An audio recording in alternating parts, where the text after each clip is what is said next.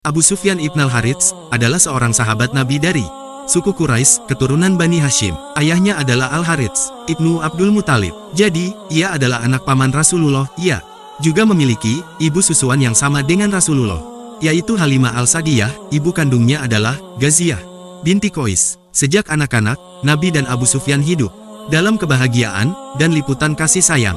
Keduanya tidak pernah bermusuhan dan berselisih hingga terbit matahari Islam. Saat itulah Nabi terpisah dari saudaranya itu.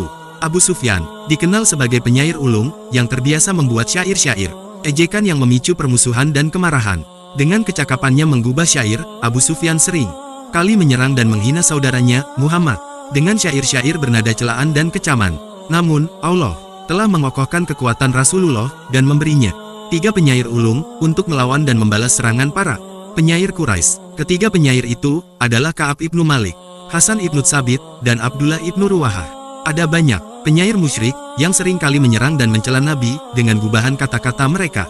Di antara yang paling gigih dan paling tajam kata-katanya adalah Abu Sufyan ibn al-Harits, Abdullah ibn al-Zabari, Amr ibn al-Ash, dan Dirar ibn al-Khattab.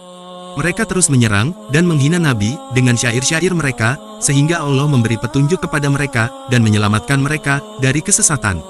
Mereka pun beralih dari jalan kegelapan menuju jalan yang terang. Tetapi, bagaimanakah kisah Abu Sufyan ibn al-Harits menemukan Islam? Berdasarkan penuturan Ibnu Ishaq yang dicatat oleh Ibnu Hisham, Ibnu Ishaq menuturkan bahwa suatu hari Abu Sufyan ibn al-Harits ibnu Abdul Muthalib dan Abdullah ibnu Abu Umayyah ibn al-Mughirah bermaksud menemui Nabi di Naikul Iqab, daerah antara Makkah dan Madinah. Ummu Salamah mengabarkan kedatangan mereka kepada Nabi dan berkata, "Wahai Rasulullah, anak paman dan anak bibi, yang juga iparmu ingin bertemu denganmu." Nabi menjawab, "Aku tidak punya urusan dengan mereka berdua. Anak pamanku itu adalah orang yang merusak nama baikku, sementara anak bibiku dan iparku adalah orang yang telah mengatakan keburukan sewaktu di Makkah."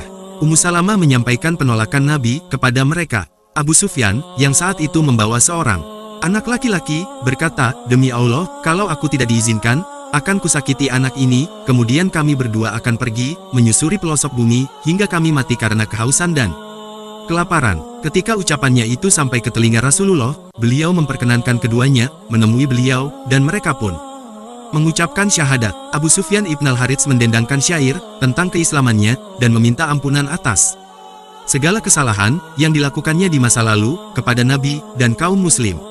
"Dulu, ku bawa panji perang untuk melawan Muhammad. Dulu aku hidup dalam kebimbangan dan kegelapan malam. Kini kutemukan agama yang memberi petunjuk dan cahaya. Allah membawa dan memanduku kepadanya, bukan diriku. Dulu kuperangi dan kuhalangi Muhammad dengan sungguh. Aku tak mau memiliki darah keturunan yang sama dengannya. Selama ini aku gelisah, tetapi tak kuungkapkan kegelisahan itu. Kini, telah kutemukan Islam, sumber ketenangan dan kedamaian." Rasulullah telah melunakkan gelegak kebencian Abu Sufyan ibn al-Harits. Setelah ia bersyahadat, Rasulullah menerimanya, memaafkannya, dan ia menjadi muslim yang baik. Bersama Rasulullah, Abu Sufyan ikut dalam Futuh Makkah. Ia juga ikut dalam ekspedisi Hunain, dan ia berperang dengan semangat. Dalam peperangan itu, ia terkena sayatan pedang. Ketika itu, Al-Abbas, paman Rasulullah, memegang tali kendali bagal Rasulullah dan berkata, "Ridailah Abu Sufyan, wahai Rasulullah." Rasulullah menjawab, "Aku telah meridainya, Allah telah mengampuni keburukan yang pernah ia lakukan kepadaku." Mendengar jawaban Rasulullah itu, Abu Sufyan mendekatkan kepalanya kepada kaki Rasulullah yang duduk di atas tunggangannya, kemudian menciuminya. Rasulullah bersabda, "Wahai saudaraku, demi usiaku, bangkit dan berperanglah." Allah memberikan kemenangan kepada Rasulullah dan kaum muslim. Siapapun yang didukung dan ditolong oleh Allah, pasti akan mengibarkan panji kemenangan. Sebaliknya, siapapun yang disesatkan oleh Allah, niscaya benderanya akan jatuh terpuruk. Ibn al-Atsir menuturkan, jalannya peperangan di Hunain. Pasukan muslim yang bergerak ke Hunain berjumlah 12.000 orang. 10.000 di antaranya adalah pasukan dari Madinah, dan 2.000 lainnya adalah pasukan Makkah, orang-orang yang baru masuk Islam setelah Futuh Makkah. Setelah semuanya siaga, Rasulullah memberi isyarat kepada Khalid dan pasukan kavaleri Bani Salim untuk memulai serangan. Mereka memacu hewan tunggangannya masing-masing dengan semangat. Teriakan mereka membahana memenuhi cakrawala. Dada mereka dipenuhi keyakinan bahwa kemenangan akan segera tiba. Gerakan pasukan kavaleri itu diikuti pasukan infanteri yang maju berderap tanpa gentar sedikit pun. Baris demi baris, mereka melangkah ke arah musuh.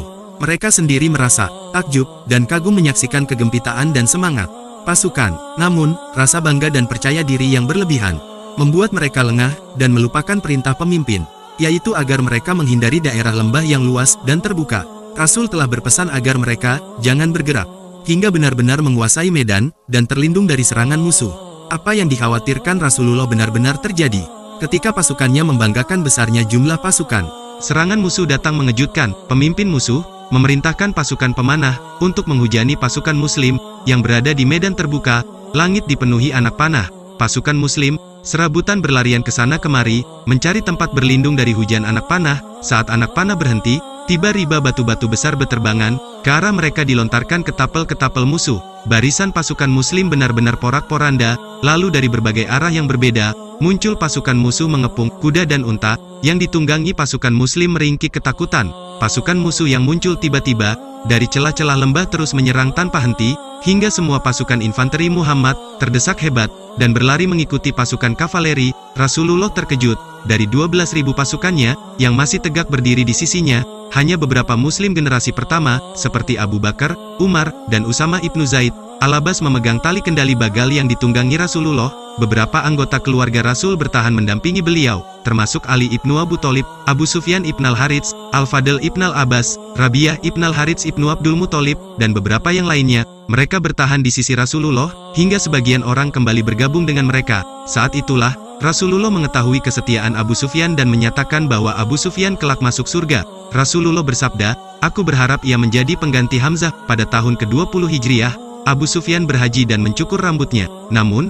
ada benjolan di kepalanya, dan ia memotongnya. Tindakannya itu menyebabkan infeksi di kepala, yang membuatnya jatuh sakit. Selama beberapa hari, Abu Sufyan wafat sepulangnya dari ibadah haji. Umar ibnu Khattab, termasuk sahabat yang ikut menyalatinya. Abu Sufyan termasuk sahabat yang memiliki kemuliaan.